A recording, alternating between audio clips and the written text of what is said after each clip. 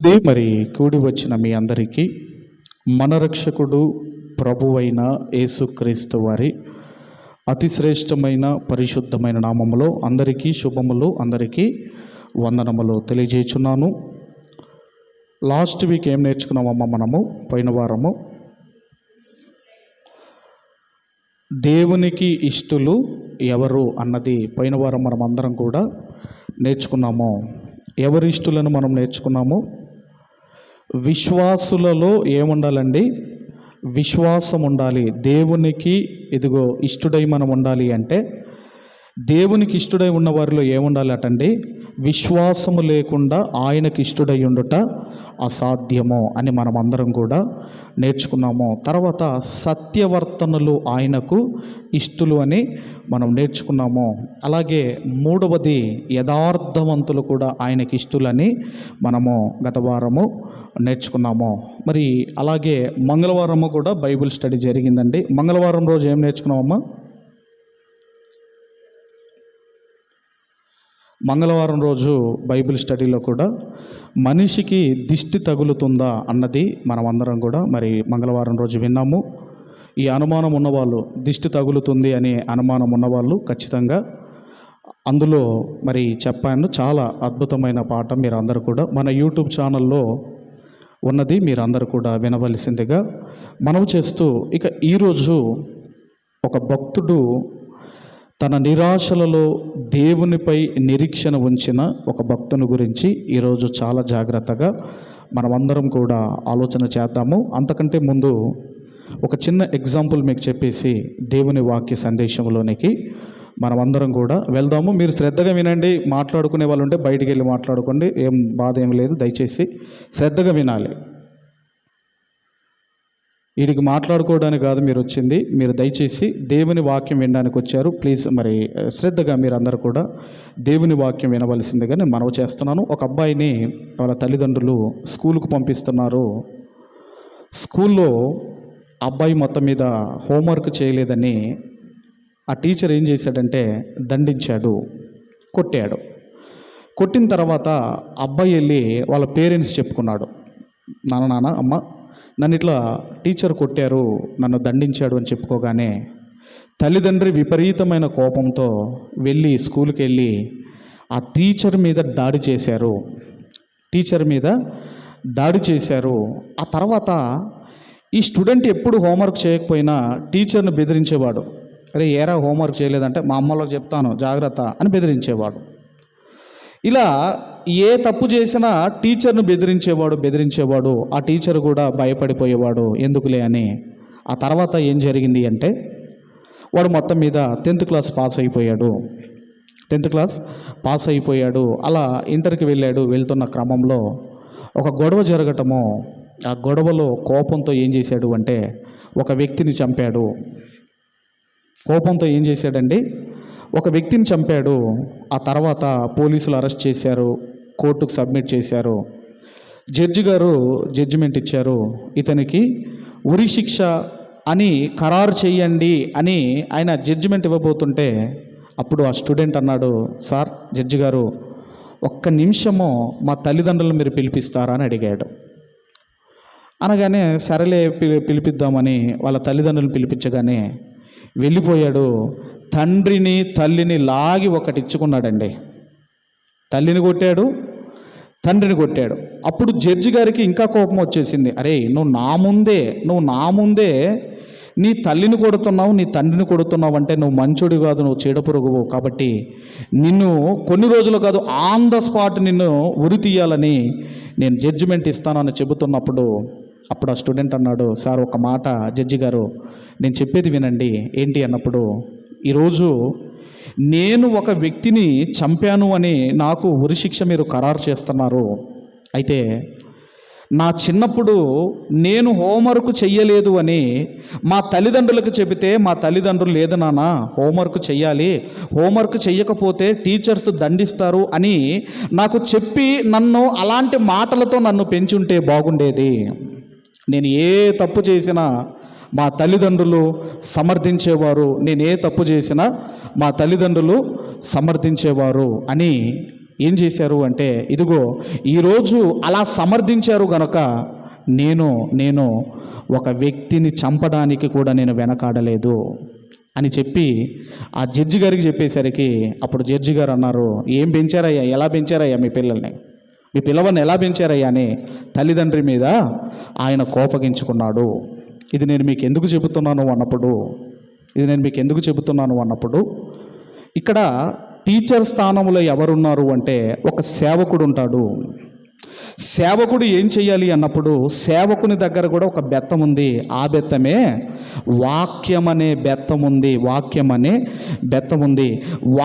అనే బెత్తముతో మేము విశ్వాసులకు వాక్యం చెప్పినప్పుడు అప్పుడు విశ్వాసులైన మీరు ఏం చేయాలమ్మా? మా మీద కోపం పెంచుకోవాలా? మా మీద పగలు పెంచుకోవాలా? ప్రతీకారాలు పెంచుకోవాలా? ఏం చేయాలి మీరు?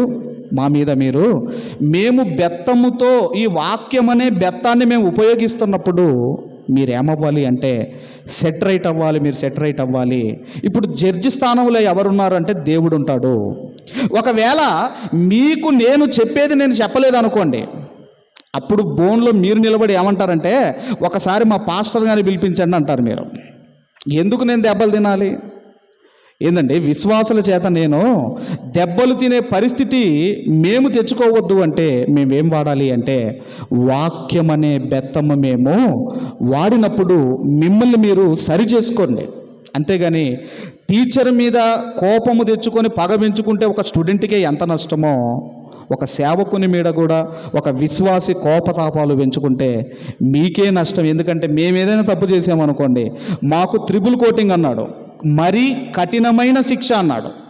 మరీ 1 కఠినమైన, 2 శిక్ష, 3 మరీ కఠినమైన శిక్ష, 3rd డిగ్రీని మాకు ఉపయోగిస్తాను అన్నాడు దేవుడు. కాబట్టి మీరందరూ కూడా చెప్పబడుతున్న ప్రతి మాటను బహుశ్రద్ధగా మీరందరూ వినాలని కోరుకుంటూ, ఈరోజు మనం నేర్చుకుంటున్న అంశము ఏంటి అన్నప్పుడు, ఏం అంశం మనం వినబోతున్నాము అన్నప్పుడు, నిరాశలో దేవుని పైన విశ్వాసం ఉంచిన ఒక ప్రవక్త గురించి ఈరోజు మనం అందరం కూడా ఆలోచన చేయబోతున్నాము. అందరం కూడా దయచేసి మీకా గ్రంథము 7వ అధ్యాయము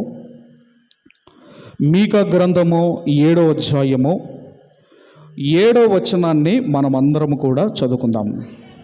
మీకా గ్రంథం 7వ అధ్యాయం 7వ వచనం చదవనము. అయినను అన్న మాట ఎక్కడైనా బైబిల్ గ్రంథంలో వచ్చిందనుకోండి, ఈ అయినను అన్న మాట పైన 1వ వచనము నుండి 6వ వచనం వరకు కనెక్ట్ అయి ఉంది.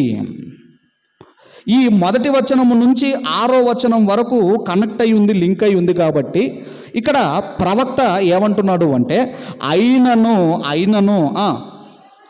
యెహోవా కొరకు నేను ఎదురు చూచెదను, రక్షణకర్తయగు నా దేవుని కొరకు నేను కనిపెట్టియుందును, నా దేవుడు నా ప్రార్థన ఆలకించును. ఇక్కడ మీకా అన్న పేరుకు అర్థం ఏంటంటే యెహోవాను పోలినవాడెవడు. మీకా అన్న పేరుకు అర్థం ఏంటంటే యెహోవాను పోలినవాడు ఎవడు అన్న ఆ పదానికి అర్థము. అయితే ఆ పేరుకు అర్థము. అయితే ఇక్కడ మీకా గారు ఎదురు చూడడానికి ఇంకా ఎవరు లేరా? మీకా గారు కనిపెట్టడానికి ఇంకా ఎవరు లేరా అంటే, మీకా గారు ఎవరి కొరకు? ఇదిగోనండి, దేవుని కొరకు ఎదురు చూస్తున్నాడు. దేవుని కొరకు ఆయన ఎదురు చూస్తున్నాడు. మూడవది, దేవుని కొరకు ఆయన కనిపెడుతున్నాడు. నాలుగవది, దేవుడు నా ప్రార్థన ఆలకించును. దేవుడు నా ప్రార్థన ఆలకించును అంటున్నాడు. ఈరోజు చాలామంది ఎదురు చూస్తారు. దేనికి ఎదురు చూస్తారు చెప్పండి? స్టూడెంట్స్ అనుకోండి, ఉద్యోగం కొరకు ఎదురు చూస్తారు. అలాగే యవనస్తులు అనుకోండి, వివాహాల కొరకు ఎదురు చూస్తారు. వివాహమైన వారు పిల్లల కొరకు ఎదురు చూస్తారు. పిల్లలు ఉన్నవారు పిల్లలకు మంచి భవిష్యత్ అని, ఇలాగా రకరకాల కారణాలతో ఎదురు చూసేవారు మనకు కనపడతారు. కానీ మీకా గారు మాత్రము దేవుని కొరకు ఎదురు చూస్తున్నాడు. ఎందుకు ఎదురు చూస్తున్నాడు ఆయన? ఎందుకు ఆయన ఎదురు చూస్తున్నాడు అన్నప్పుడు అండి, ఇక ఇక్కడ ఇక్కడ మొదటి వచనము నుండి 7వ అధ్యాయము మొదటి వచనము నుంచి 6వ వచనం వరకు ఒక 4 విషయాలు మనకు కనబడుతున్నాయి. ఒక 4 విషయాలు మనకు కనబడుతున్నాయి. అందులో మొదటి విషయం ఏంటంటే మీకా గారి వ్యక్తిగత జీవితం కనబడుతుంది. మొదటి విషయం ఏంటంటే మీకా గారి వ్యక్తిగత పరిస్థితి కనబడుతుంది. రెండవది ఏంటి అన్నప్పుడు మీకా గారి కుటుంబ పరిస్థితి కనబడుతుంది. మూడవది ఏంటి అన్నప్పుడు మీకా గారి సంఘ పరిస్థితి కనబడుతుంది. నాలుగో పాయింట్ ఏంటి అన్నప్పుడు మీకా గారు ఉంటున్న దేశములో పరిస్థితి ఎలా ఉందో ఈ 4 విషయాలు మొదటి వచనము నుంచి 6వ వచనం వరకు గల లేఖన భాగాలలో ఈ 4 విషయాలు పొందుపరచడం. ఒకటి తన వ్యక్తిగత పరిస్థితి, రెండవది తన కుటుంబ పరిస్థితి, మూడవది తన సంఘ పరిస్థితి, నాలుగవది తన దేశములో ఉన్న పరిస్థితి. ఈ 6 వచనాలలో మనకు కనబడుతుంది. అయితే ఇందులో మొట్టమొదటి పాయింట్ మనం ఆలోచన చేద్దాము. మొదటి విషయం ఏంటంటే వ్యక్తిగత పరిస్థితి ఎలా ఉంది, మీకా గారి వ్యక్తిగత పరిస్థితి ఎలా ఉందో దయచేసి మీకా గ్రంథం 7వ అధ్యాయము మొదటి వచనాన్ని మనమందరం కూడా చదువుకుందాము. వేసవి కాలపు పండ్లను ఏరుకొనిన తర్వాత ద్రాక్ష పండ్ల పరిగే ఏరుకొనిన తర్వాతను ఎలాగు ఉండునో నా స్థితి అలాగే ఉన్నది. మీకా గారు అంటున్నారు వేసవి కాలపు పండ్లను ఏరుకొనిన తర్వాత. ఇక్కడ వ్యక్తిగత పరిస్థితి, మీకా గారి వ్యక్తిగత పరిస్థితి ఎలాగుందో చెబుతున్నాడు. ఎలా ఉందటంటే వేసవి కాలపు పండ్లు ఏరుకొనిన తర్వాత. ఇప్పుడు వేసవి కాలం అంటే మనకు ఎక్కువ వెల్ నోటెడ్ ఫ్రూట్ ఏంటంటే మ్యాంగో ఫ్రూట్ అండి. మ్యాంగో ఫ్రూట్ కదండి, మ్యాంగో ఫ్రూట్. ఇప్పుడు ఈ చెట్టుకు మామిడి పండ్లు విస్తారముగా ఉన్నాయనుకోండి, మామిడి చెట్టుకు ఎంత అందంగా కనబడిద్దండి. అది ఎంత అందంగా కనబడింది అంటే ఒక చెట్టుకు ఫలాలు ఉన్నప్పుడు ఎంత బాగుంటుంది. ఫలాలు లేని చెట్టు ఎలా ఉంటుంది, ఫలాలు ఉన్న చెట్టు ఎలా ఉంటుంది? డిఫరెన్స్ ఉంటుందా ఉండదండి? డిఫరెన్స్ ఉంటుందా? ఇక్కడ అంటున్నాడు వేసవి కాలపు పండ్లు ఏరుకొనిన తర్వాత. అంటే ఒక మామిడి పండ్ల ఆ కాలములో ఆ చెట్టుకున్న కాయలన్నీ తెంపిన తర్వాత ఆ చెట్టు ఎలా ఉంటుందో అని చెబుతూ తర్వాత అంటున్నాడు ద్రాక్ష పండ్ల పరిగే ఏరుకొనిన తర్వాత ఎలాగూ ఉండునో నా స్థితి అలాగే ఉన్నది. ఇప్పుడు ఇశ్రాయేలీలకండి ఏముందంటే ఒక చట్టం ఉంది. ఇశ్రాయేలీలకి ధర్మశాస్త్రం అనే చట్టంలో ఏముందంటే ఒక పంట కోసినా ఏది కోసినా మీరు పరిగనేది పేదలకు, బీదవారికి, దిక్కులేని వారికి పరిగెను మీరు ఉంచాలి, పరిగెను మీరు ఏరుకోవడానికి లేదు అని పాత నిబంధన గ్రంథము చట్టంలో మనకు కనబడుతుంది. అయితే మరి ద్రాక్ష పండ్లు తెంపిన తర్వాత ఆ తర్వాత పరిగె కూడా ఏరుకొనిన తర్వాత ఎలా ఉంటుందో నా పరిస్థితి అలా ఉంది అంటున్నాడు. అంటే ఏం చెప్పాలి అనుకుంటున్నాడు అంటే ఒక పచ్చదనం అనేది నా జీవితంలో లేదు. ఒక పచ్చదనం అనేది, ఒక ఫలాలు లేని చెట్టు ఎలా ఉంటుందో నా జీవితము కూడా, నా పరిస్థితి కూడా అలాగే ఉందని మీకా గారు చెబుతున్నారు. ఇంకా మరి మనము చూడగలిగితే ఎప్పుడు ఒక దేవుని కొరకు బ్రతికే ఒక క్రైస్తవుడు ఎప్పుడు పచ్చగా ఉంటాడో బైబిల్ గ్రంథంలో రాయబడింది. మీరు చూడగలిగితే మళ్ళీ ఇక్కడికి వద్దాం. కీర్తనల గ్రంథము, దయచేసి కీర్తనల గ్రంథము మొదటి అధ్యాయము 3వ వచనాన్ని అందరము చదువుకుందాము. 3వ వచనం చదవమ్మా. అతడు నీటి కాలవల యోరన నాటబడినదై ఆకు వాడక తన కాలమందు ఫలమిచ్చు చెట్టు వలె ఉండును. అతడు చేయునదంతయు సఫలమగును. ఒక చెట్టు అంటే ఇక్కడ చెట్టు గురించి మాట్లాడటం లేదు. ఒక క్రైస్తవుడు ఎప్పుడు పచ్చగా ఉంటాడు అంటే ఎక్కడ ఉండాలటండి? నీటి యోరన నాటబడితే. నీటి యోరన నాటబడితే ఒక చెట్టు ఎలాగైతే పచ్చగా ఉంటుందో అలాగేనండి జీవజల ఊటైన ఆ దేవుని దగ్గర మనం ఉంటే, ఆ వాక్యములో మనం ఉంటే మీ జీవితం, మీ ఆత్మీయ జీవితం కూడా పచ్చగా ఉంటుందటండి. అంటే మన ఆత్మీయ జీవితం పచ్చగా ఉండాలి అంటే జీవజల ఊటైన ఆ వాక్యాన్ని మనం ఆశ్రయించగలిగితే, వాక్యం మనలో ఉంటే, వాక్యం అనే యోరణ మీరు నాటబడితే మీ జీవితం కూడా ఎలా ఉంటుంది? పచ్చగా ఉంటుంది అంటున్నాడు. ఇప్పుడు ఒక మొక్క ఉందనుకోండి. ప్రతిరోజు నీళ్లు పోసే మొక్క ఎలా ఉంటుంది? వారానికి ఒకరోజు నీళ్లు పోసే మొక్క ఎలా ఉంటుంది? డిఫరెన్స్ ఉంటుంది కదా. ప్రతిరోజు నీళ్లు పోసే ఆ మొక్కేమో పచ్చగా ఉంటుంది, వారానికి ఒకరోజు నీళ్లు పోసే మొక్కేమో అంత పచ్చగా మనకు కనపడదు. అలాగే ఎవరైతే ప్రతి దినము వాక్యం వింటారో, ఎవరైతే ప్రతి దినం వాక్యం చదువుతారో వాళ్ళు ఎలా ఉంటారు అంటే పచ్చగా ఉంటారటండి. ఆకు వాడక తన కాలమందు ప్రతిఫలమిచ్చే చెట్టు వలె పచ్చగా ఉంటామటండి. అదే వారానికి ఒకరోజే వాక్యం విన్నారనుకోండి, వారానికి ఒకరోజు వాక్యం వింటే ఎలా ఉంటుంది? ప్రతిరోజు వాక్యం వింటే ఎలా ఉంటుంది? ఒకరోజు వారానికి ఒకటేసారి అన్నం తింటే ఎలా ఉంటుంది? రోజుకు 3 సార్లు అన్నం తింటే ఎలా ఉంటుంది? వారానికి ఒకసారి తింటే వీక్ అయిపోమండి మనం. అలాగే మన జీవితం కూడా పచ్చగా ఉండాలి అంటే ఇదిగోనండి, ప్రతిరోజు మీరు సమయం చూసుకొని వాక్యం వినండి, వాక్యం చదువుకోండి.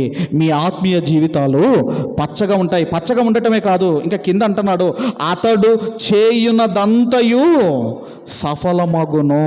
మీరు ఏ కార్యం తలపెట్టినా అందులో మీరు సక్సెస్ అవుతారు.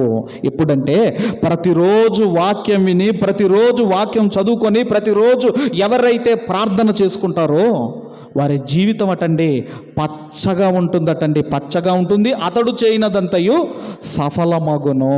ఇప్పుడు ఇక్కడ మీకా గారు అంటున్నారు, ఇదిగో నా పరిస్థితి ఎలా ఉందంటే, ఇదిగో ఒక పచ్చదనము లేని, ఒక ఫలాలు లేని చెట్టు వలె నా జీవితం ఉన్నది అని ఇదిగోనండి మీకా గారు మాట్లాడుతున్నారు. తర్వాత మరలా మీకా గ్రంథం 7వ అధ్యాయము ఇంకా మనము చూడగలిగితే, కీర్తనల గ్రంథం కూడా ఒక మాట చదువుకుందాము. కీర్తనల గ్రంథం 16వ అధ్యాయం 2వ వచనాన్ని కూడా మనం చదవగలిగితే, కీర్తనల గ్రంథం 16వ అధ్యాయం 2వ వచనం మనం చదవగలిగితే, చదవమ్మా. నీవే ప్రభుడవు, నీకంటే నాకు క్షేమాధారం ఏదియూ లేదని యెహోవాతో నేను మనవి చేయుదును. ఏమంటున్నాడు? నీకంటే నీ ఉద్యోగము నీకు క్షేమాధారమా? నీ పనిపాట్లు నీకు క్షేమాధారమా? నీ చదువు నీకు క్షేమాధారమా? ఏది నీకు క్షేమాధారం అనుకుంటున్నావు? కానీ భక్తుడు అంటున్నాడు, ఇక్కడ ఏమంటున్నాడు అంటే, ఇదిగో నీకంటే నాకు క్షేమాధారము ఏదియూ లేదని నేను యెహోవాతో నేను మనవి చేసుకొనుచున్నాను. క్షేమాధారమైన దేవుణ్ణి ఇశ్రాయేలీయులు ఎప్పుడైతే విడిచిపెట్టారో ఎలా ఉన్నారటంటే ఎండిన ఎముకల వలె ఉన్నారటండి ఇశ్రాయేలీయులు. క్షేమాధారమైన దేవుణ్ణి విడిచిపెడితే, క్షేమాధారమైన వాక్యాన్ని విడిచిపెడితే మన జీవితము ఎండిన ఎముకల వలె మారిపోతుంది. అందుకే ఇక్కడ అంటున్నాడు, క్షేమాధారం ఏమీయూ లేదని యెహోవాతో నేను మనవి చేయుదును. కాబట్టి మీ జీవితానికి ఒక క్షేమాధారం ఉండాలి అంటే వాక్యములో ఉండండి, వాక్యాన్ని వినండి, ప్రార్థన చేసుకోండి. ఇంకా చెబుతూ తర్వాత అంటున్నాడు, మీకా గ్రంథం 7వ అధ్యాయము 1వ వచనంలో 2వ భాగం చదవమ్మా. ద్రాక్ష పండ్ల గెల ఒకటి లేకపోయేనో, నా ప్రాణమున ఇష్టమైన ఒక క్రొత్త అంజూరపు పండైనను లేకపోయెను. ఏమంటున్నాడు అంటే ఇక్కడ ద్రాక్ష గెల ఒకటైనను లేకపోయెను, అంజూరపు పండైనను లేకపోయెను అంటున్నాడు. ఇంతకీ ద్రాక్ష పండ్ల పనేంటండి? ద్రాక్ష తీగ పనేంటండి? ద్రాక్ష తీగ పనేంటో, అంజూరపు పండు పనేంటో మీరు చూడగలిగితే మళ్ళీ ఇక్కడికి వద్దాం దయచేసి. న్యాయాధిపతుల గ్రంథము, అందరం కూడా న్యాయాధిపతుల గ్రంథము 9వ అధ్యాయము, న్యాయాధిపతుల గ్రంథము 9వ అధ్యాయము 12, 13 వచనాలు చదువుకుందాం. చదువమ్మా. అటు తర్వాత నీవు వచ్చి మమ్ములను ఏలమని ద్రాక్షావల్లిని అడగగా, ద్రాక్షావల్లి దేవునిని మానవులను సంతోషపెట్టు నా ద్రాక్షారసము నేనియక మాని చెట్ల మీద రాజునై ఉండి ఇటు అటు ఊగుటకు నేను వచ్చేదనా అని వాటితో నేను. అంటే ద్రాక్ష పల్లి యొక్క పని ఏంటంటే ఇదిగోనండి, మనుషులకు సంతోషాన్ని ఇవ్వటము, మనుషులకు సంతోషాన్ని ఇవ్వటము ద్రాక్షవల్లి యొక్క పని. ద్రాక్షవల్లి యొక్క పని అంటే ఇప్పుడు మీకా గారి జీవితంలో ఏమి లేదంటే సంతోషము లేదు, సంతోషము లేదు. అలాగే ఒక అంజూరపు పండైనను లేదన్నాడు కదండి, ఒక అంజూరపు పండైన లేదన్నాడు కదా. పైననే 11వ వచనం మనం చదవగలిగితే, అదే అధ్యాయము 11వ వచనం చదవమ్మా. అదే అధ్యాయం 11వ వచనము, అంజూరపు చెట్ల మీద రాజునై ఉండి ఇటు అటు ఊగుటకు నా మాధుర్యమును నా మంచి ఫలమును నేనివ్వక మానుదునా అంటున్నాడు. అంజూరపు పండు యొక్క పని ఏంటంటే మనుషులకు మాధుర్యమును ఇవ్వటము, మనుషులకు మాధుర్యమును ఇవ్వటము అంజూరపు చెట్టు పని. అంటే మీకా గారి జీవితంలో సంతోషము లేదు, మీకా గారి జీవితంలో ఆ మాధుర్యము లేదు, మాధుర్యము లేదు. అలాంటి పరిస్థితుల్లో నా వ్యక్తిగత జీవితము ఉన్నది అని మీకా గారు మాట్లాడుతున్నారు. బైబిల్ గ్రంథంలో ఒక ఆమె పేరే మధురం అండి. ఎవరామె? ఆమె పేరే మధురం. ఆ పేరుకు అర్థం ఏంటంటే మధురము. ఎవరామె అమ్మ? ఎవరమ్మా? నయోమి పేరుకు అర్థం ఏంటమ్మా? మధురము. మధురము కాస్త ఏమైపోయింది? చేదుగా మారిపోయింది, మారాగా. ఎందుకు మారిపోయింది మారాగా? ఎందుకు మారిపోయిందంటే వీళ్ళు ఎక్కడ బ్రతుకుతున్నారు అంటే యూదా దేశపు బెత్లెహేములో బ్రతుకుతున్నారు. యూదా దేశపు బెత్లెహేములో బ్రతకవలసిన వీళ్ళు ఏం చేశారు అంటే ఆ దేశాన్ని విడిచిపెట్టి ఇదిగోనండి వీళ్ళు ఎక్కడికి వెళ్ళారు? మోయాబు దేశానికి వెళ్ళారు. అంటే విడిచిపెట్టకూడనిది వీళ్ళు ఏం చేశారు అంటే విడిచిపెట్టారు. ఏంటది విడిచిపెట్టిందంటే వీళ్ళు యూదా దేశపు బెత్లెహేమును విడిచిపెట్టారు. దేన్ని విడిచిపెట్టారమ్మా వీళ్ళు? యూదా దేశపు బెత్లెహేమును విడిచిపెట్టారు. అంటే దేవుని సన్నిధిని విడిచిపెట్టారు. ఎప్పుడు కూడా గుర్తుంచుకోండి, దేవుని సన్నిధికి ఇచ్చే టైం దేవునికి ఇవ్వాలి. అంటే ఇప్పుడు యూదా, బెత్లెహేము, యెరూషలేము ఈ ప్రాంతం అంతా కూడా దేవుని సన్నిధి ఉండే చోటు. దేవుని సన్నిధిని నయోమి కుటుంబము విడిచిపెట్టింది. అందుకే బైబిల్ గ్రంథంలో కయ్యూను కూడా యెహోవా సన్నిధిలో నుండి బయలు వెళ్ళి అంటే దాని అర్థం ఏంటంటే దేవునికి దూరం అయిపోయాడు. ఇక రెండవ విషయము ఈమెలో కనబడుతుంది ఏంటంటే వెళ్ళకూడని ప్రదేశానికి వెళ్ళింది. ఏంటది ఆ ప్రదేశము? మోయాబు దేశము. మోయాబు. ఎంత కష్టం వచ్చినా బాధ వచ్చినా అదే దేశములో ఉండి ప్రార్థన చేసుకోవాలి తప్ప వెళ్ళకూడని ప్రదేశానికి వెళ్ళింది. ఆ దేశమే మోయాబు దేశము. ఈరోజు దేవుడు కూడా మనకు వెళ్ళకూడని చోట్లు చాలా ఉన్నాయి. మనకు ఏమున్నాయండి? దుష్టుల ఆలోచన చొప్పున నడవక, పాపుల మార్గమున నిలవక, అపహాస్యకులు కూర్చుండు చోట కూర్చుండక, ఇలాంటివి చాలా ఉన్నాయి. వెళ్ళకూడని చోట్లు చాలా ఉన్నాయి. అందుకే వెళ్ళకూడని చోట్లకు మనం కూడా వెళ్ళకూడదు. అయితే నయోమి కుటుంబం వెళ్ళింది. ఇక మూడవది మనము చూడగలిగితేనండి, చేయకూడని పని చేసింది. ఏం చేసిందంటే అన్య స్త్రీలను తమ కుమారులకు వివాహము చేసింది. చేయకూడని పని అన్య స్త్రీలను వివాహం చేసి. అందుకే క్రొత్త నిబంధనలో చీకటికి వెలుగుకు పొత్తెక్కడ అంటాడు, విశ్వాసికి అవిశ్వాసికి పొత్తెక్కడ అంటాడు. ఎప్పుడు కూడా వివాహ సందర్భం వచ్చింది కాబట్టి నేను చెబుతున్నాను. ఇప్పుడు మీరు ఆలోచన చేయగలిగితే పైనుంచి కిందికి లాగటం ఈజీయా, కింది నుంచి పైకి లాగటం ఈజీయా? అమ్మా, ఇప్పుడు కింద ఒక వ్యక్తి ఉన్నాడు, పైన ఒక వ్యక్తి ఉన్నాడు. ఈ కిందనున్న వ్యక్తి పైన వ్యక్తి లాగటం ఈజీయా, సులువా? లేదంటే పైన వ్యక్తి కిందున్న వ్యక్తి లాగటం సులువా? ఏది సులువు అండి? ఈజీ ఏదండి?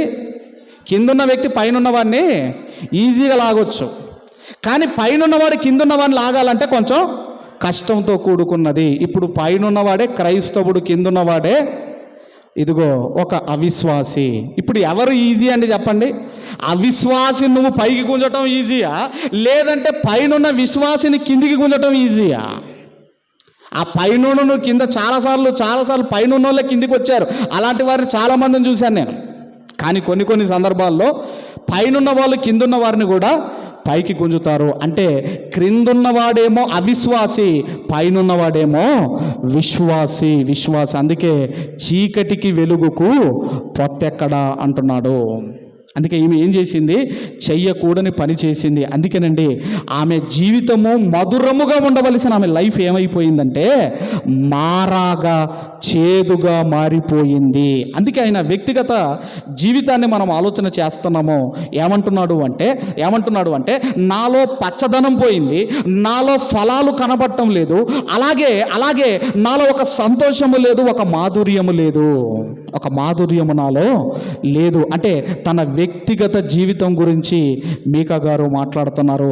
మీ వ్యక్తిగత జీవితం ఎలా ఉండాలి అంటే నీరు కట్టిన తోట వలె మీరు దేవునిలో ఎప్పుడు కూడా పచ్చగా ఉండాలి. మనం పచ్చగా ఉండాలి అంటే ఈ వాక్యం అనే జీవ జలపు ఊట దగ్గర ఎప్పుడు మనం ఉండగలిగితే మన జీవితం కూడా పచ్చగా ఉంటుంది. ఇది మొదటి విషయం. అయితే ఇక రెండో విషయం ఏంటి అన్నప్పుడు అతని కుటుంబము కూడా ఎలా ఉందో మనము చూడగలిగితే, తన కుటుంబ పరిస్థితులు ఎలా ఉన్నాయో మనం చూడగలిగితే మీకా గ్రంథం 7వ అధ్యాయము 5-6 వచనాలు మనమందరం కూడా చదువుకుందాం. స్నేహితుని యందు నమ్మిక ఉంచవద్దు, ముఖ్య స్నేహితుణ్ణి నమ్మవద్దు. నీ కౌగిటిలో పండుకొని ఉన్న దాని ఎదుట నీ పెదవుల ద్వారమునకు కాపు పెట్టుము. కుమారుడు తండ్రిని నిర్లక్ష్య పెట్టుచున్నాడు, కుమార్తె తల్లి మీదికిని, కోడలు అత్త మీదికిని లేచెదరు, ఎవరి ఇంటి వారు వారికే విరోధులగుదురు. ఇక రెండో విషయాన్ని చెబుతూ భక్తుని కుటుంబం యొక్క పరిస్థితి చెబుతున్నాడు. ఫ్రెండును నమ్మకండి, క్లోజ్ ఫ్రెండ్ను అసలే నమ్మకండి అంటున్నాడు. స్నేహితుణ్ణి నమ్మవద్దు. రెండవది ముఖ్య స్నేహితుణ్ణి అసలే నమ్మవద్దు అంటున్నాడు. ఇక తర్వాత 6వ వచనానికి వచ్చేసరికి అంటున్నాడు, కుమారుడు తండ్రిని నిర్లక్ష్య పెట్టుచున్నాడు, కుమార్తె తల్లి మీదికిని, కోడలు అత్త మీదికిని లేచెదరు, ఎవరింటి వారు వారికే విరోధులగుదురు. ఈరోజు కుటుంబాలు ఎలా ఉన్నాయో మనందరికీ తెలుసు. కుటుంబాల పరిస్థితి ఎలా ఉన్నాయో మనందరికీ తెలుసు. అంటే కుటుంబాలలో ఒక సఖ్యత లేదు, కుటుంబాలలో ఒక ఐక్యత లేదు, ఒక సమాధానము లేదు, ఒక శాంతి లేదు, ఇదిగోనండి ఒక సంతోషము లేదు. కుటుంబాలు పాడైపోతాయని ఇదిగో బైబిల్ గ్రంథంలో ఎప్పుడో మీకా గారి ద్వారా దేవుడు చెబుతున్నాడు. కుమారుడు తండ్రిని లక్ష్య పెట్టుచున్నాడు, కుమార్తె తల్లి మీదికి, కోడలు అత్త మీదికి లేస్తున్నారు, ఎవరింటి వారు వారికే విరోధులవుతున్నారు. మరి బైబిల్ గ్రంథంలో మంచి మంచి కుటుంబాలు ఉన్నాయండి. ఒక నోవాహు కుటుంబం కావచ్చు, ఒక అబ్రహాము గారి కుటుంబం కావచ్చు, ఒక యెహోషువ గారి కుటుంబం కావచ్చు, ఒక యోబు గారి బైబిల్ గ్రంథములో భయభక్తులు కలిగిన కుటుంబాలు చాలా ఉన్నాయి. ఈరోజు మీ కుటుంబ పరిస్థితులు ఎలా ఉన్నాయి? అందుకే వేమన గారు ఒక పద్యం చెప్పారు, నోట్ చేశానండి. పద్యం ఏంటంటే చెప్పులలోని రాయట, చెవులోని జోరీగా, కంటిలోని నలుసు, కాళ్ళలోని ముళ్ళు, ఇంటిలోని పోరు ఇంతంతా కాదయ్యా. ఏం జరిగిందంటేనమ్మా, అసలు కుటుంబాలు ఎలా ఉన్నాయంటే చాలా దారుణంగా ఉన్నాయి. కుటుంబాలు చాలా ఎలాగున్నాయంటే కుటుంబాల్లో శాంతి సమాధానం లేకుండా ఇదిగో చాలా కుటుంబాలు వాళ్ళ క్రైస్తవ కుటుంబాలే. ఎలా ఉండాలి అంటే శాంతితో సమాధానముతో మన కుటుంబాలు ఉండాలి. మీ కుటుంబాల్లో గనక ఇదిగోనండి సరిగ్గా లేకపోతే దేవుడు ఏమన్నాడు అంటే నేను ఊరుకోను. ఎప్పుడో వేమన గారు చెప్పకముందే మీకా గారి ద్వారా దేవుడు రాయిస్తున్నాడు. ఎంతమంది ఆడపిల్లలు, అమ్మాయిలు ఎంతమంది తల్లులను నిర్లక్ష్యం పెట్టడం లేదు, ఎంతమంది కుమారులు తండ్రులను నిర్లక్ష్యం పెట్టడం లేదు, ఎంతమంది కోడళ్ళు అత్తల మీదికి లేవటం లేదు. జాగ్రత్త. ఈ రోజున్న కోడలు రేపు కాబోయే అత్త, మర్చిపోవద్దు. కాబట్టి మనం ఆలోచన చేయగలిగితే కుటుంబ పరిస్థితి చెబుతూ ఎవరి ఇంటి వారు వారికే విరోధులవుతున్నారు, అలా ఉన్న ఈ పరిస్థితులు అని చెబుతున్నాడు. ఇక మూడో విషయం మనం చూడగలిగితే దయచేసి అదే మీకా గ్రంథం 7వ అధ్యాయము 4వ వచనాన్ని మనం అందరం కూడా చదువుకుందాం. ఇక మూడో విషయం ఏంటంటే సంఘం యొక్క పరిస్థితి, భక్తుడి యొక్క సంఘం యొక్క పరిస్థితి చెబుతున్నాడు.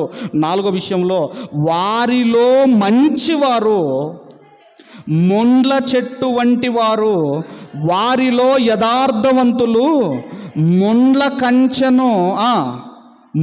కంచె కంటెను ముండ్లుగా నొందురు. నీ కాపర్ల దినము, నీవు శిక్షణ నొందు దినము వచ్చుచున్నది. ఇక్కడ కాపరులు అంటేనండి ముగ్గురు ఉంటారు. ఒకటి సంఘాన్ని కాచే కాపరి, అలాగే ఒక పంటను కాచే కాపరి కావచ్చు, తర్వాత ఒక మందను కాచే కాపరి కావచ్చు. అయితే ఎలా ఉన్నారు అంటే ఆ రోజు ఎలా ఉన్నారటంటేనండి, సంఘములో ఎలా ఉన్నారటంటే సంఘములో మంచివారు అని చెప్పబడుతున్న వారు మొండ్ల లాంటి వారిగా ఉన్నారు. అంటే ముండ్లంటే పైకి బాగానే మాట్లాడతాం, కానీ ఇదిగోనండి గుచ్చుకునే స్థితిలో, నొప్పిని కలిగించే స్థితిలో ఆ రోజు ఉన్న మీకా గారి కాలములో ఉన్న పరిస్థితులు, సంఘపు పరిస్థితులు ఆయన చెబుతున్నాడు. మొండ్లలాగా ఉన్నారటండి. సంఘములో ఉన్నవారే మొండలా ఉంటే ఇక బయటి వారి పరిస్థితి ఏంటి? అందుకేనండి మనం ఆలోచన చేయగలిగితే ఆయన అంటున్నాడు సంఘములో మంచివారని చెప్పుకునేవారే ముండ్లలా ఉన్నారు, యథార్థవంతులు ముండ్ల కంచె కంటే ముండ్లుగా నొందురు అని చెబుతున్నాడు. ఒక విశ్వాసిగా ఆ రోజు మనం చూడగలిగితే ముండ్ల లాంటి స్వభావము కలిగిన వాళ్ళు ఉన్నారు. అలాంటి స్వభావము మనలో ఉండకూడదు. తర్వాత ఇక చివరిది కూడా మనము ఆలోచన చేయగలిగితే చివరి పరిస్థితి ఏంటి అన్నప్పుడు అండి దేశములో పరిస్థితి ఆయన చెబుతూ మీకా గ్రంథం 7వ అధ్యాయము 2-3 వచనాలు మనము చదువుకుందాము. భక్తుడు దేశములో లేకపోయేను, జనులలో యథార్థపరుడు ఒక్కడును లేడు, అందరును ప్రాణహాని చేయుటకై పొంచియుండు వారే, ప్రతి మనుషుడును కిరాతకుడై తన సహోదరుని కొరకు వలలు ఒగ్గును. ఇక దేశము యొక్క పరిస్థితులు చెబుతున్నాడు. దేశములో ఒక పొలిటీషియన్ లేడు అని చెప్పటం లేదు, దేశములో ఒక ఇంజనీర్ లేడు అని చెప్పటం లేదు, దేశములో ఒక డాక్టర్ లేడు అని చెప్పటం లేదు. దేశములో ఎవరు లేరటండి? భక్తుడు లేడు. మొన్న ఒక ఆయనకి లిఫ్ట్ ఇచ్చాడండి. లిఫ్ట్ ఇచ్చిన పాపానికి ఎనుకున్న కొన్ని వేల రూపాయల డబ్బులు కొట్టేశాడు. మీరు సోషల్ మీడియాలో చూస్తుంటారు. వెనక లిఫ్ట్ ఇచ్చిన పాపానికి ఏం చేశాడు అంటే, వెనక కూర్చున్న వ్యక్తి ముందు కూర్చున్న వ్యక్తి ఆ యొక్క బ్యాగులో ఉన్న డబ్బులు కొట్టేశాడు. ఇంతకు ఆయన ఎవరంటే ఒక గవర్నమెంట్ సర్వెంట్, మళ్ళీ ఒక గవర్నమెంట్ సర్వెంట్ ఆయన. అంటే దేశంలో పరిస్థితులు ఎలా ఉన్నాయో చెబుతున్నానో. ఒక దగ్గర పెళ్లి చూపులకు వెళ్ళారండి, ఫ్యామిలీ పెళ్లి చూపులకు వెళ్ళారు.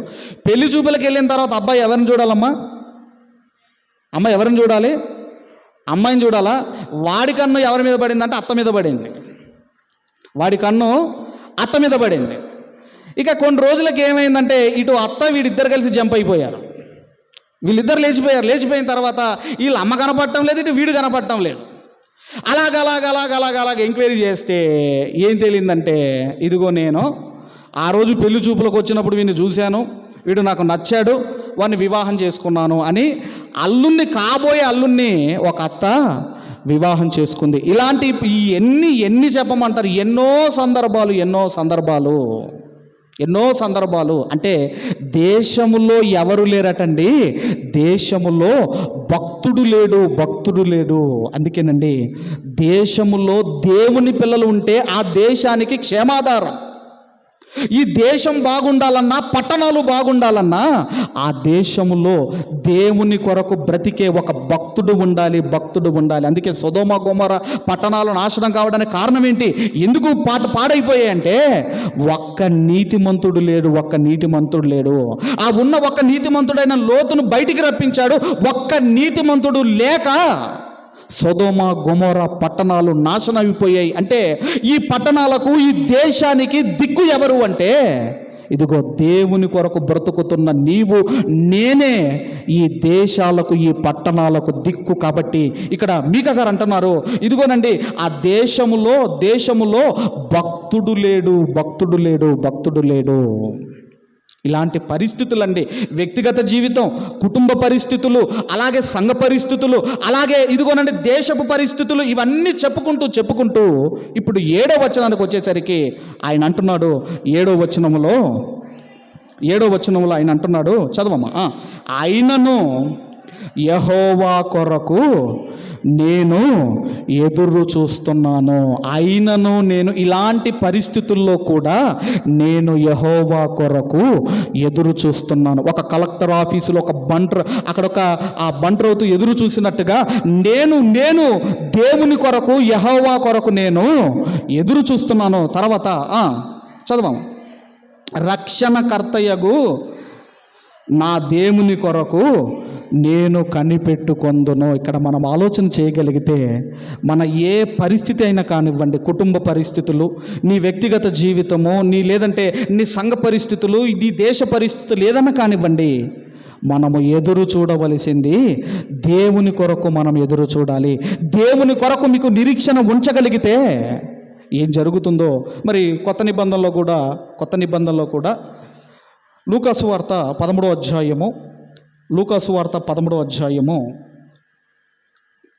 10వ వచనము నుంచి మనము చదువుకుందాము. ఆయన ఒక సమాజ మందిరములో బోధించున్నప్పుడు 18 ఏండ్ల నుండి బలహీనపరుచు దయ్యము పట్టిన ఒక స్త్రీ అచట ఉండెను. ఎలా ఉందట మా పరిస్థితి? 18 సంవత్సరాల నుంచి దయ్యం పట్టి బలహీనముగా ఉన్న ఒక స్త్రీ మనకు కనబడుతుంది. అంటే అలాంటి పరిస్థితుల్లో కూడా దేవాలయానికి రావాలా? ఈరోజు చిన్న జ్వరం వచ్చినా, చిన్న నొప్పి వచ్చినా ఏం వెళ్తాంలే అనుకుంటాం మనం మందిరానికి. కానీ 18 ఏళ్ల నుంచి దయ్యం పట్టి బలహీనతతో బాధపడుతున్న ఈమె దేవాలయానికి రావాలంటే ఆమెకు ఆ నిరాశలో ఒక ఆశ ఉంది, ఒక నిరీక్షణ ఉంది, దేవుని పైన ఒక నిరీక్షణ ఉంది. ఆమె మందిరానికి వెళ్ళింది. బై లక్లీ అక్కడికి ఎవరు వచ్చారు అంటే యేసు ప్రభు వారు వచ్చారు. ఒకవేళ ఆ రోజు ఎందుకులే అని ఒకవేళ వెళ్లకుండా ఉండుంటే ఆమె స్వస్థత పొందుకునేది కాదు. అందుకే బాధతో దేవాలయానికి వచ్చింది, బాగుపడి ఇంటికి వెళ్ళిపోయింది. బాధతో వచ్చింది, బాగుపడి వెళ్ళిపోయింది. అందుకే దేవుని కొరకు ఎప్పుడు మనం ఎదురు చూసినా మనం బాగుపడి వెళ్ళిపోతాం. అలాగే మరొక మాట కూడా సామెతల గ్రంథం 8వ అధ్యాయము సామెతల గ్రంథము 8వ అధ్యాయము 34వ వచనాన్ని మనం అందరము కూడా చదువుకుందాము. 34వ వచనం చదవమ్మా.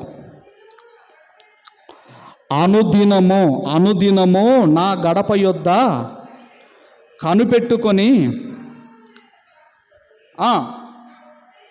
నా ద్వార బంధకముల యొద్ద కాచుకొని నా ఉపదేశము వినువారు ధన్యులు ధన్యులు. అనుదినము నా గడప అంటేనండి దేవుని మందిరం. ఎప్పుడు ఆదివారం వస్తుందా, ఎప్పుడు వాక్యం విందామా, ఎప్పుడు తెల్లవారుతుందా, ఎప్పుడు వాక్యం విందామా అని ఎవరైతే ఎదురు చూస్తారో నా ఉపదేశము వినువారు ధన్యులు ధన్యులు అంటున్నాడు. ఎప్పుడు కూడానండి దేవుని కొరకు ఎదురు చూసే ఈ నిరీక్షణ మనలను అది సిగ్గుపరచదు. 18 ఏళ్ల నుంచి ఎదురు చూస్తుంది ఒక ఆమె.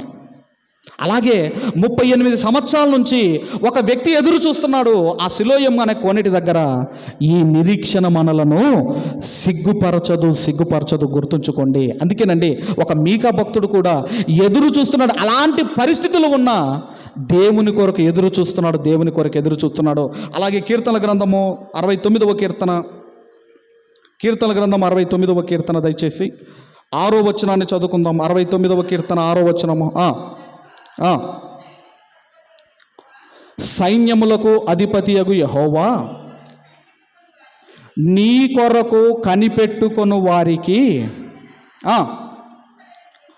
నా వలన సిగ్గుపడనీయకుమో.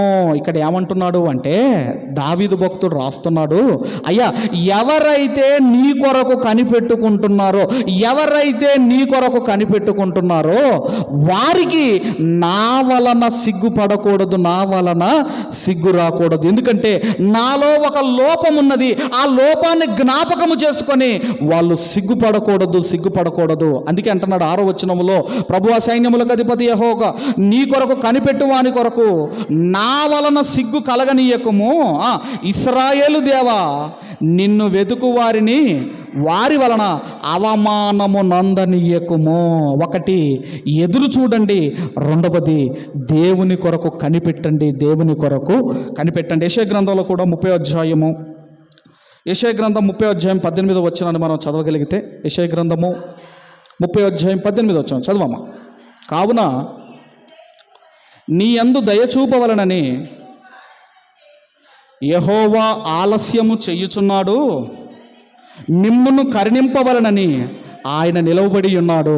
యెహోవా న్యాయము తీర్చు దేవుడు, ఆయన నిమిత్తము కనిపెట్టుకొని వారందరూ ధన్యులు. కాబట్టి దేవుడు మన పట్ల కార్యము చెయ్యాలి అని దేవుడటండి ఆలస్యం చేయుచున్నాడు. ఒక 18 సంవత్సరాల తర్వాత బాగుపడింది, ఒక 38 సంవత్సరాల తర్వాత ఒక అతను బాగుపడ్డాడు. కాబట్టి మన జీవితంలో కూడా ఆలస్యం ఎందుకు జరుగుతుందంటే ఆయన కార్యము జరిగించడానికి. ఇక చివరిగా మరొక మాట చదువుకొని మనమందరం కూడా ముగించుకుందాం. చివరిగా దయచేసి మీకా గ్రంథము 7వ అధ్యాయము, మరలా మీకా గ్రంథము దయచేసి 7వ అధ్యాయము 7వ వచనాన్ని మనం అందరం కూడా చదవమ్మా. నేను ఎదురు చూచెదను రక్షణకర్తయగు నా దేవుని కొరకు నేను కనిపెట్టియుందును, నా దేవుడు నా ప్రార్థన ఆలకిస్తాడు. ఖచ్చితంగా మీరు ఎదురు చూడగలిగితే, నిరీక్షణతో ఎదురు చూడగలిగితే, మీరు దేవుని కొరకు కనిపెట్టుకొని ఉండగలిగితే, మీరు ప్రార్థించేవారైతే తప్పకుండా మీ ప్రార్థనకు ఒకానొక దినమున మీరు ప్రతిఫలం పొందుకుంటారు. అదే అధ్యాయంలో 9వ వచనంలో కూడా ఒక మాట మాట్లాడుతున్నాడు. చూద్దాము. 9వ వచనంలో కూడా, నేను యెహోవా దృష్టికి పాపము చేసి తిని గనుక ఆయన నా పక్షమున వ్యాజ్యమాడి నా పక్షమున న్యాయము తీర్చు వరకు నేను ఆయన కోపాగ్నిని సహింతును, ఆయన నన్ను వెలుగులోనికి రప్పించును, ఆయన నీతిని నేను చూచెదను. ఇక్కడ మీకా గారు చివరిగా ఆయన ఒప్పుకుంటున్నాడు. ఏమనంటే నేను యెహోవా దృష్టికి పాపము చేసి తిని గనుక. అందుకేనండి ఈ పాపము ఎలాంటిది అన్నప్పుడు ఇప్పుడు పాపములో నుంచి మధ్యలో ఉన్న పాక్షను తీసేయండి, ఏమైద్దమ్మా అది? అమ్మా పాము లాంటిది. పాపం ఎలాంటిదండి? పాము లాంటిది. ఇప్పుడు మన ఇంట్లో పాము దూరిన తర్వాత మీరు హాయిగా పండుకోగలరమ్మా? ఇంట్లో పాము ఉన్నదని తెలిస్తే మీరు హాయిగా ఉండగలరా? దాన్ని చంపేంతవరకు దాకా మీరు హ్యాపీగా మీరు నిద్రపోరు, అందులో ఇంట్లో ఉండలేరు మీరు. అలాగే మరి పాపము ఎంత భయంకరమైనది మీరు ఆలోచించండి. అందుకే పాపమును చూసి పరిగెత్తిన వ్యక్తి ఒక ఆయన ఉన్నాడు. మనం పామును చూసే పరిగెత్తుతాం, కానీ పాపమును చూసి పరిగెత్తిన వ్యక్తి యోసేపు గారు ఉన్నారు. అసలు నాలో పాపం ఉన్నదాన్ని ఛాలెంజ్ చేసిన వ్యక్తి యేసు ప్రభువారు ఉన్నారు. కాబట్టి మీ వ్యక్తిగత జీవితము, మీ కుటుంబ జీవితము, లేదంటే మీ యొక్క సంఘపు పరిస్థితి, సంఘములో మీరు ఎలా ఉన్నారో, సంఘములో మీ పరిస్థితి ఎలా ఉంది, మన దేశంలో మన పరిస్థితి ఎలా ఉన్నా, మీ పరిస్థితి ఏదైనా ఎంత కష్టముగా ఉన్నా దేవుని కొరకు ఎదురు చూడండి, ఆయన కొరకు కనిపెట్టండి, ప్రార్థించండి. తప్పకుండా మన ప్రార్థనకు దేవుడు ఆయన జవాబు ఇస్తాడు. అదే మీకా గారు చేసింది. అలా మనం అందరము ఉండాలని కోరుకుంటూ ఈ మాటలు ముగిస్తున్నాను. దేవుడు మనందరిని దీవించి ఆశీర్వదించును గాక. ఆమేన్, ఆమేన్. ఈ సమయంలో ఈ వాక్కులు మనలో ఫలించినట్లు మన మధ్యలో ఉన్న మరి సిహెచ్ మేరమ్మ ముందుకు విచ్చేసి అమ్మ మనల్ని ప్రార్థనలో నడిపించవలసిందిగా మనవి చేస్తున్నాం.